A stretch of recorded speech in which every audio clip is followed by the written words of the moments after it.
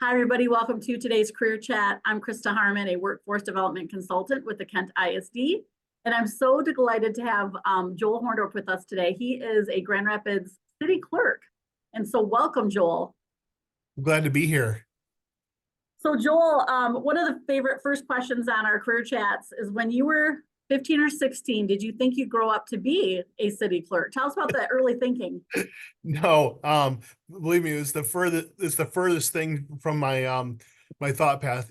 You know, when I teach at clerks classes, when we have institutes or that, I ask everybody, like, well, raise your hand when you're a little boy or girl. If you're gonna grow up, you're gonna be a municipal or like a city or a township clerk, and not, well, I should say one person raised their hand once. That's because their mom was the clerk. So no, it is a different career path to get here. When I was 15, 16 years old, I was at Byron Center High School, and I thought I was going to get into sports medicine. We didn't have, so these schools have these fancy trainers now. In the late 80s, we didn't have fancy trainers. So I was taught by a physical therapist how to tape an ankle. And so I was the ankle taper thinking I would get into sports medicine. So definitely not where I thought I would be. Yeah, so high school, you're definitely thinking sports. Did you like school? Was that a positive thing for you? Did you know you'd go off to college? Tell us what you were thinking at the time. Yeah, I did. I knew college was going to be my pathway. I was a decent student. Definitely not valedictorian, but not scraping the bottom of the barrel either. I was in those low to mid 3 points. That's kind of where I was. Enjoyed school. I had friends. I was in band. I was involved in everything. So I would tape ankles. I would be in the pep band. I'd put the bulldog costume on. So I'd be doing like 500 different student council. And since I didn't make the executive board of student council, I created a position called chief parliamentarian so I could be on the executive council of the student council. So I love that. yeah, So, I created my own path if I needed to. yeah, but one thing I want to point out already to young people is that you were a pretty active person, and obviously you were already in a kind of a service role. You liked making things happen for people. So that's probably a trait that's followed through. So let's talk about that high school. When you went off to college, then did you have a major in mind at the time, or did you start with sports medicine? And when did that maybe change in your head? No, actually, it happened in my junior/senior year of high school. I actually, I had a really good government teacher, and he ended up becoming a superintendent at some other districts. And he was our close up advisor. So close up is a group that takes high school students to either Lansing or to Washington D.C. So I went to Washington D.C. twice with that group, and he was also the varsity basketball coach. So we spent a lot of time together as the ankle taper.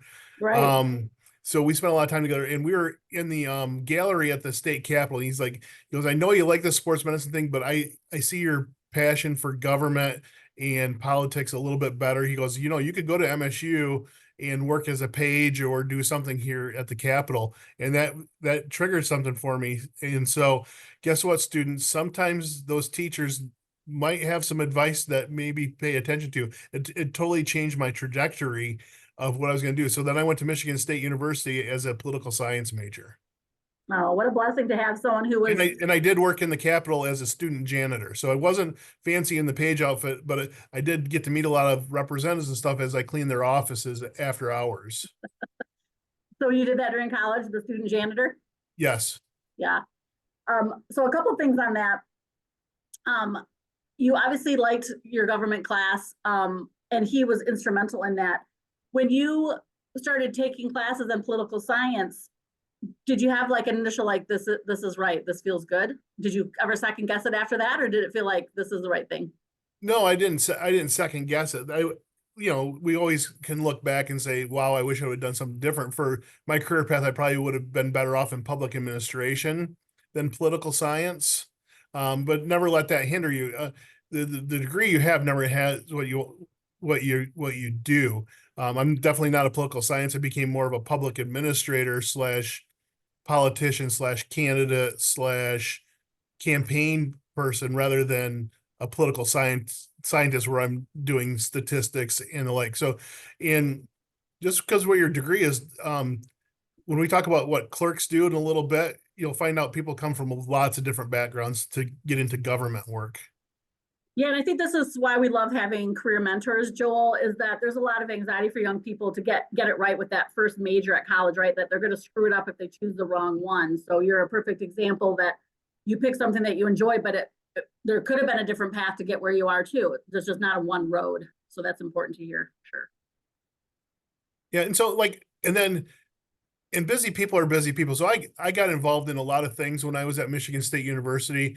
I got involved in not everybody's going to choose being part of the college Republicans, but I was part of the college Republicans, and I did campus band, and I did a lot of different things. Um, and I volunteered on a lot of campaigns. And so whatever your passion is, if you want to go into architecture, then find an architecture firm and just and volunteer. If you want to find those different things that you might be interested in and volunteer, and then people will see you do work. Yeah, why don't you help young people understand what the benefits of that volunteering was for you? Obviously, you started meeting adults who were going to probably be instrumental in some of your next career steps. Yes or no?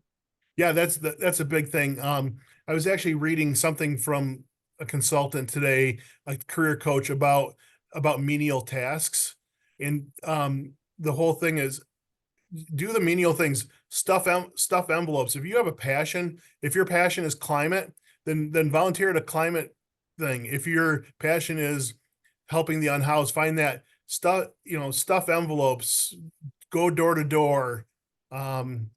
Whatever that passion is, people will see you able to do menial tasks, and if you do it with a happy heart, it's amazing what doors that can open just by being available. I think that's golden. Thank you so much for sharing that already. That's such great advice for young people, is to do those menial things, because you're meeting people, you're getting some experience, and that's where your career path starts to go. So you're in college with this political science degree that you're aiming for, but you're involved in lots of activities. Tell us about that college Republican experience. What was some good takeaways from that? It was interesting. I was the president of the college Republicans. It was just like any other student organization. We ran events. We were part of debates. I also ran for county commissioner twice when I was at MSU. So at age 19 and age 21, I was the Republican candidate for county commissioner in Ingham County. So definitely not what normal kids do. I won the primaries, but I was the only candidate, but then got beat badly um, for that. So it's okay. It's okay to lose or not get what you want. But we just come back and we try different things. Then I was a member of the local county party as well. So there's lots of things, lots of different paths for getting there. What did you already know about yourself at the ages of 19 and 21 that you wanted to even run for county commissioner? Tell us about that thinking. I knew I wanted to make a difference in the community. I don't mind doing things behind the scenes, but I'm not afraid to be up front and center as well. Um, and and so even though we have short term things that we may want, I'm always looking at what long term things are, and sometimes those long term goals take a long time to get there. What are those pathways to get there? So, knowing that I probably wasn't going to be to win the county commission seat, what it did do is showed other people that I had interest in things, and that maybe it could play out somewhere you want. But the pathway comes different, and we just never know where that's going to go. Yeah, so you went for it. I just love that as a young person that you took that step. Um, a lot of young people may not understand, and we're going to get into your job here in another minute or two, but help them understand like the different jobs of being a municipal clerk, that this county commissioner, like, is it along the same lines? Is it a different part of the government? I guess I want to see how that fits in. It's very different. And even in that time frame, I didn't know I was going to be a clerk until I ran for clerk in 2000. So those in the 90s, I did a bunch of other jobs after graduating from college, and political jobs, and worked in the legislature. So didn't know where it was going to go. It all depends in politics and government. It's all about different stages, or different phases. And so your pathway might not be your own pathway. It might be dependent on someone else. And so when you're in government or politics, you might think you have one pathway, but it might get hampered by somebody who is more popular than you, or has more drive or has more money or whatever, or more support, whatever that may be. Or they decide, all of a sudden someone decides to run for something else. Now there's a pathway a different pathway open because, like when you're driving down the road and you're like, oh my word, I can't go here. But all of a sudden a gate opens up and now you have smooth sailing all the way through. And so that's what happens in government and politics sometimes, is you're trying down different pathways and there's all kinds of roadblocks, but all of a sudden someone takes the cone out of the lane. Now you have a lane all to yourself. Yeah, I love that because, like you said, in politics, maybe you're working on a campaign and they win or they lose. That's going to then be a fork if you're going to stay on their administration or not. So, is that part of a mindset that you have to have as you go into this kind of world? There's definitely some resiliency there, because sometimes you're very supportive of the candidate you are. Sometimes you're just doing the work to do the work and get the experience. It's a lot easier if you totally are behind the candidate that you're working for. But then there's other times that there's sometimes the candidates don't completely align, but somewhat align. And so that gets a little bit interesting sometimes. Yeah, I bet. I know some young people are starting to think, though, how did you even get some of those jobs in that early part of your career? Was it people that you knew? Were you applying through the newspaper? I know that was, pre-indeed.com. Yeah. How do you understand how some of those transitions work? So it gets a little bit interesting. So it's knowing people. So for me, when I was a student at MSU, to get the job that I worked at the Capitol as the janitor, I was sponsored by our state representative. I didn't really know him, but I just cold called and reached out and made a contact. Sometimes we have to do scary things and actually talk on the phone to somebody or make a contact. I know I have two teenagers, so getting them to answer the phone and actually talk to somebody on the phone is not comfortable for students right now. But it'll go a long ways. If you just make a phone call to someone, you may blow their mind. I recommend that often. That's going to set you above the crowd if you're actually making a phone call to reach out. Right. And so I worked on a lot of campaigns like my senior year at Michigan State University. And so I was known as someone who volunteered at a lot of events, organizations. It didn't matter if I was handing out name tags or flipping hamburgers or driving someone around on a golf cart. Don't discount those menial tasks. People are watching and they'll say that's someone who works, and then be personable with things as well. Yeah, again, I love that you're coming back to that.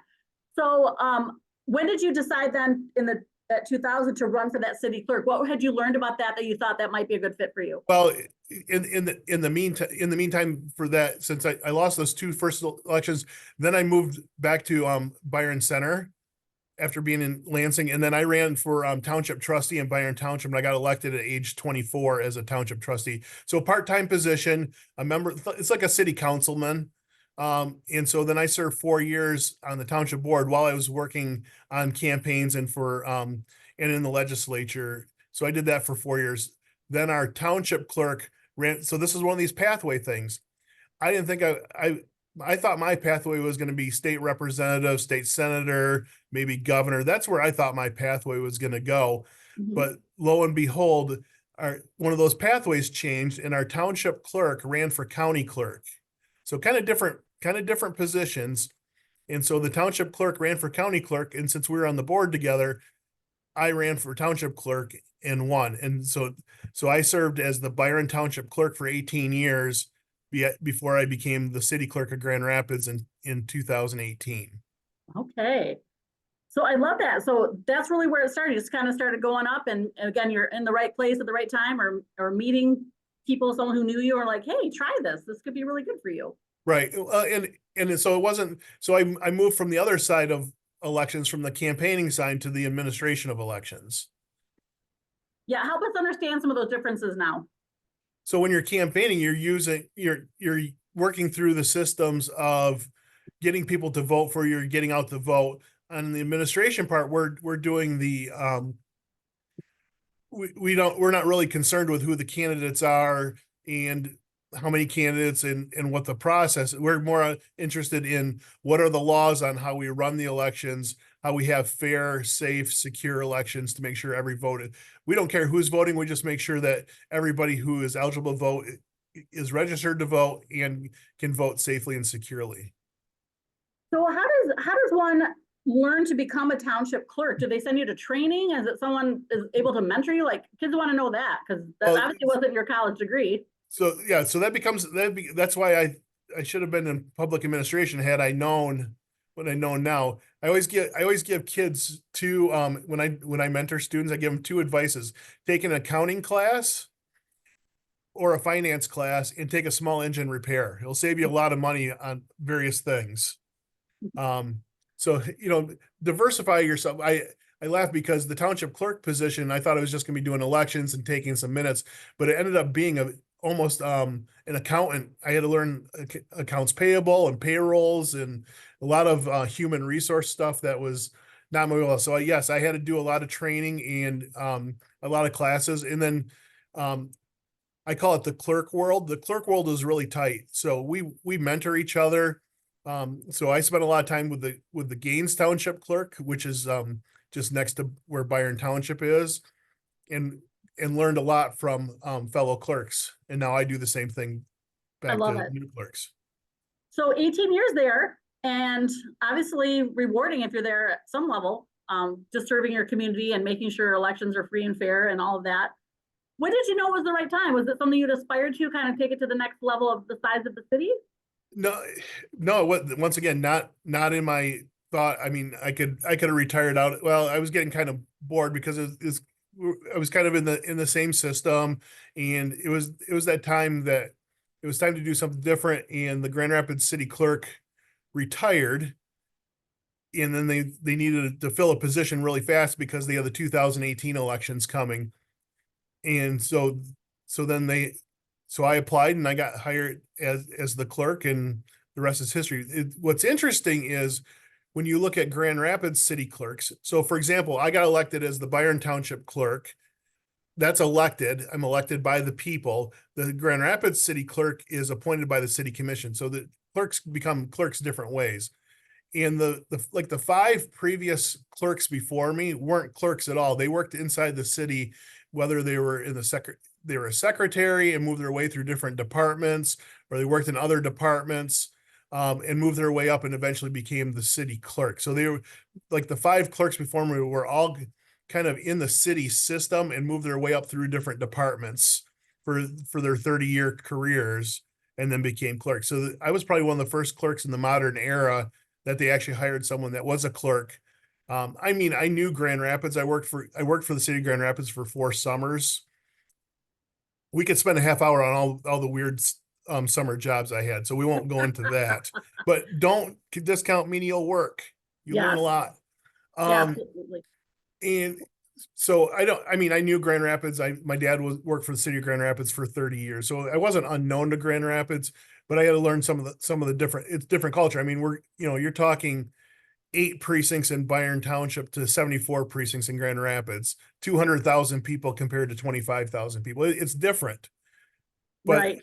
but at Byron Township, I had to do 20 small things. And in Grand Rapids, I get to do 5 big things. Well, why don't you help everyone understand what your job is then? Give us a kind of a typical day and some of those responsibilities, because I know a lot of us don't know what you do. Sure. Sometimes I don't know, but no, the city clerk position is, as I said, was appointed by the city commission. So I work for the mayor and the 6 city commissioners. They're the ones who hire me and renew my contract. The the most the most focal point of my job is elections. That's what you may see me on the news talking about elections and election day and how to register to vote. That's where you probably see me the most. Second is working with the city commission.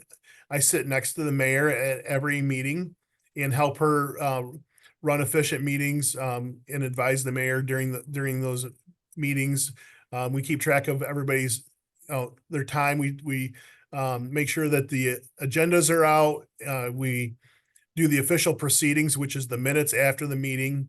And some of the other things that we do in the clerk's office is we have an archive center. So all the papers we have to keep forever or for a certain amount of time, we have to keep track of all that paper and documents.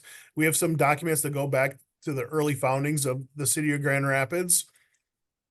And we also are a passport agent. So if you need to get a passport, you can come to us. We also license businesses. So if you need, we license certain businesses. So like cannabis and liquor licenses and any kind of indoor assemblies. Those are typical things. So a lot of different things the clerk's office is responsible for. I have there's 11 staff people in the clerk's office, and our budget is about $2.5 million. Yeah, I'm wondering about students that are watching this. You start to think about personality types that this really works well for people who like systems and processes, like that history piece to it. I would think anything else that comes to mind as far as traits that make someone a good clerk or a municipal worker in general. So you have to have almost have a servant's heart, but a servant's heart with a managerial backbone. So you have to be able to be firm but soft at the same time, because sometimes when you're dealing with elections, some people are very frustrated or have had bad experiences. So you want to make sure you want to have a heart for voters that may have had issues or don't understand the process. But then there's other things. We have rules and things that we have to abide by. So you want to make sure that you have a strong backbone to stand up for laws and don't let people abuse the system as well. So it's a fine line. And there's some clerks that don't want to be outgoing. Like this would scare them to death to speak like this. I have no problem with it. So you need to be able to be a confident public speaker. Yeah. At times, because sometimes there's going to be hard questions. I think back to the 2020 election when it was we were in the middle of COVID and a very contentious presidential election, and there was a lot of focus on Kent County. At one time, I had to update the media on what was taking so long counting absentee ballots, and so I had probably 20 cameras and microphones in my face, and so just to be confident with what we are. And one thing I always say is be transparent. If you make a mistake, and I make mistakes, but I own up to the mistakes and take responsibility for it as well. I also, if any of my staff makes mistakes, I take responsibility for that too. The buck ends with me. And so when I'm looking for leaders too, is like, are they able to take responsibility for their actions and then figure out how we do better later? Well, I admire that leadership quality in you, Joel, for sure. I know we want to know about like really your best part of your job and your least favorite. This is one of my favorites is talking to students. I really do enjoy when I get to go in classrooms and if I do any mock elections. The elections is definitely my favorite part. If I could be in the precincts more than a lot of stuff I have to do is behind the scenes and in my office and kind of directing. But when I can go, like now that we have early voting, I can actually go into a voting place and be present and talk with voters. I get much more energized than excuse me, some of that backdoor point, some of the planning in behind the scenes. My least favorite is managing employees. So the deputy clerk, so we have a deputy clerk and she's more of the human resources office manager. I want to make my work experience great for everybody, but sometimes employees don't do exactly don't do exactly what we want them to do or what they're supposed to do. And so disciplining is definitely not one of my favorites. Yeah, well, I appreciate you sharing that. Let's say we have some students that are interested in, serving and managing, and this might be a really good fit for them. What kind of things could they be doing in high school, Joel? I mean, do you have any volunteer at the city for high school age? Should they be involved in certain classes in high school? Talk to Sure. If you're in Grand Rapids, we have a mayor's youth council. That's a great program. Or find some cities or townships have youth representatives. We don't have that in Grand Rapids at this time, but some cities and townships, they have youth liaisons that can participate, can't vote, but can participate in the process. 16 and 17-year-olds are able to work elections. So you don't have to be a registered voter, you just have to be a US citizen. So you can work elections as a 16 or 17-year-old now. You can also register to vote now as a 16 or you can pre-register as a 16 to 17-year-old. And then when you turn 18, your voter registration. I would say get involved in any organization in school, because any of those groups have officers, have voting, you're going to learn how to make a motion, how to second things, how to vote yes or no. So whether it's theater club or the swim club or whatever club it may be, get involved in some clubs, because you might learn some government stuff just by being a member or an officer of an organization. Yeah, that's a good recommendation to kind of seek those leadership opportunities while they're in high school. And I was one of your precinct chair people, and I really encourage people to go behind the scenes too and work an election, because you just have such an admiration and just for our systems, and that it is fair and free. And I guess I've just been touting that to everybody. If you have questions, go volunteer and you'll see it for what it is. You'll see what all the checks and balances we have to go through. Yeah. Well, we have just about 2 minutes left, Joel. So this is your chance to kind of share that final word of wisdom for young people that are exploring and wondering if this might be the best thing for them. I would say just be open to whatever experience it is. Don't pigeonhole yourself to saying, I am going to be a thoracic surgeon and I'm not going to be anything else. Maybe you will be, and more kudos to you, but be open to whatever may be in store from you, because you never know what that opportunity is. But I would say don't discount menial labor. If you are working at McDonald's and you're sweeping the floor, then you be the best floor sweeper you can be, because it'll get noticed. And the biggest thing I always like to say is show up early. That you'll get ahead more in life by showing up a little bit early for things than being late or not showing. And then finally is communicate. If you're going to be late or something goes wrong, that own up to it. Managers and others will really appreciate that, because there is a lack of that these days, and it's not by kids, it's by all ages. Yeah, I think that's a great way to end it. That's such an important value, especially if you're going to this kind of work, but just as a citizen, as a person, to always be doing your best. Well, thank you for making time out of that very busy schedule, Joel, to be with us today. No problem. And I look forward to serving this fall in an election. Awesome.